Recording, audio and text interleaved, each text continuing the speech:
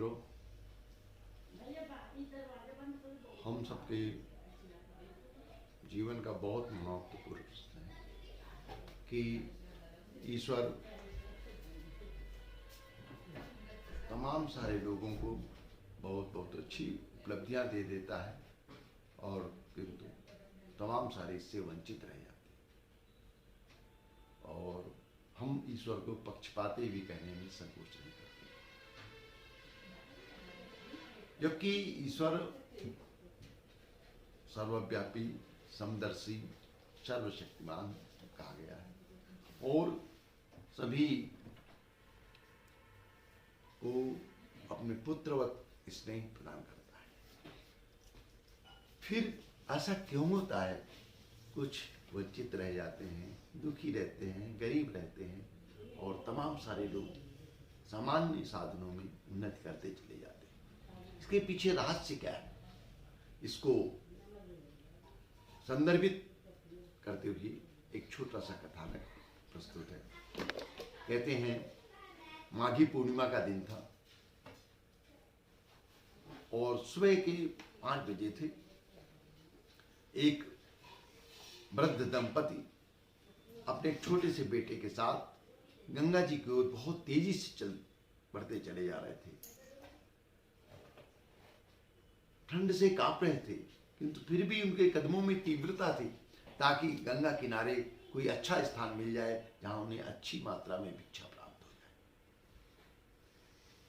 तो वो जा रहे थे और ठीक इसी समय कहते हैं शंकर और पार्वती जी विहार के लिए, संसार के दुख दर्द देखने के लिए निकलते हैं ब्रह्म मुहूर्त में। तो वो निकल रहे थे। पार्वती जी ने देखा, ये भगवान शंकर, आप औढ़रदानी कहे जाते हो और देखो आपकी सृष्टि में ये कितने दुखी हैं, कितने गरीब हैं, असहाय हैं, दुर्बल हैं, तन ढकने के लिए वस्त्र है इनके पास, ऐसे जाड़े में भिक्षा मांगने के लिए चले जा रहे हैं। बताइए क्या दशा। शंकर जी बोले, पार्वती, इनकी वृत्तियां ठीक नहीं है, इस कारण से इनका जीवन ऐसा है। पार्वती जी बोली, नहीं, ऐसा नहीं है, आप इनको कुछ दीजिए तो देखिए इनका दुख दूर हो जाएगा। पार्वती जी के बहुत आग्रह के उपरांत वे नीचे उतर करके आए और उनसे कहा, हम शंकर पार्वती हैं और आप लोगों को वरदान देना चाहते हैं, तो कोई भी एक वरदान आप मांग लीजिए। तो ये सुनते ही तीनों आपस में लड़ने लगे।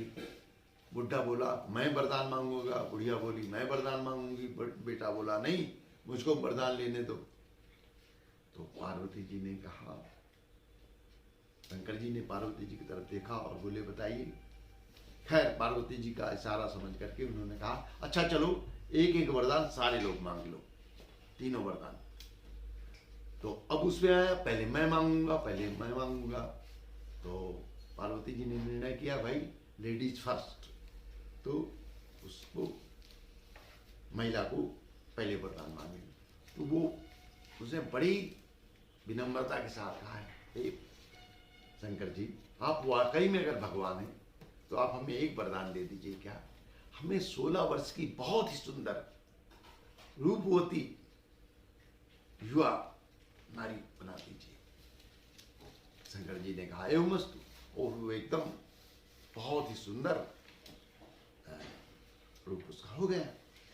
तो अब वो बहुत प्रसन्न हुई अपने को देखकर, बोली, अब मैं तो फिल्मों में काम करूंगी, बहुत पैसा कमाऊंगी, अब तक का जीवन तो मेरा बिल्कुल बेकार चला गया। और उसकी ये बात सुनते ही बुढ़ा बहुत नाराज होने लगा। बोला, ये बुढ़िया कभी भी ठीक से नहीं रही मेरे साथ, हरदम गलत व्यवहार किया और देखो इसने दिखा दिया ना।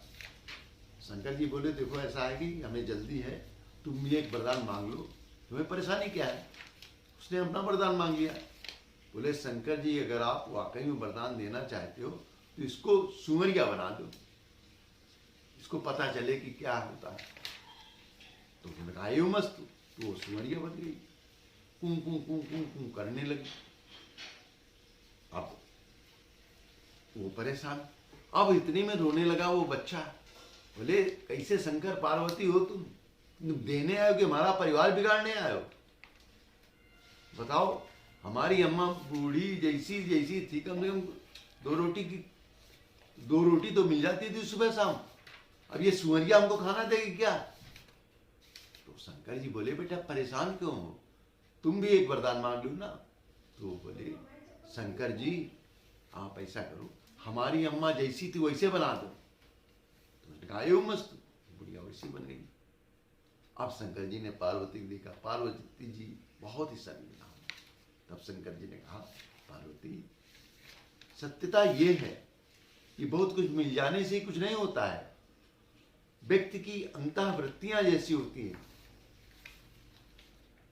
वही अपने सारे अवसरों को सदुपयोग कर पाता है। अन्यथा बड़े से बड़े अवसर आप किसी को दे दीजिए, उनका कोई भी सदुपयोग नहीं हो सकता। और यही सब हमारे जीवन के सुख दुख पर भी निर्भर करता है। अतः हमें सदैव अपने विचारों, अपनी प्रवृत्तियों, अपनी आदतों पर ध्यान देना चाहिए, वही हमारे सुख दुख का मूल होती है। धन्यवाद।